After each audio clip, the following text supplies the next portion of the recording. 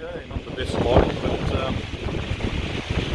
got both heads off now, strip some more down, just getting to the lifters, and I've gone as long on the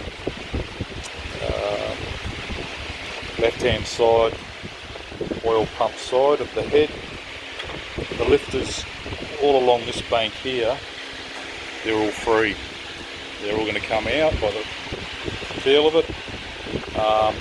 The ones on the other side, they're all good up to the last three, which are jam tight. So they don't want to budge as yet. The others are all